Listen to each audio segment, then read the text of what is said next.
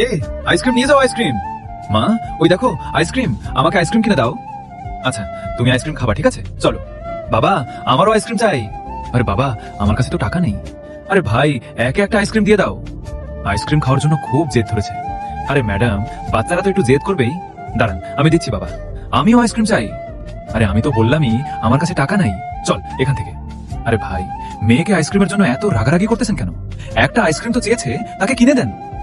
Madam, আমার কাছে ice cream কেনার মতো কোনো টাকা নেই, আপনি আমাকে দেবেন। আইসক্রিম কেনার টাকা আমি আপনাকে কালকে দিয়ে দেবো। আরে না না ভাই, আমি তোমাকে টাকা দিতে পারবো না। আরে তোর বাবার কাছে টাকা নেই তাহলে এত জেদ কেন করিস? আরে দাঁড়ান, এই নেও বাবু, আইসক্রিম খাও। আরে ভাই, এই লোক তো টাকা দিতে পারবে না, তাহলে ওনাকে আইসক্রিম কেন দিলেন?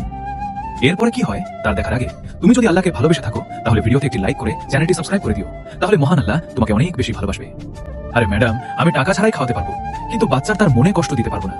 ধন্যবাদ আঙ্কেল।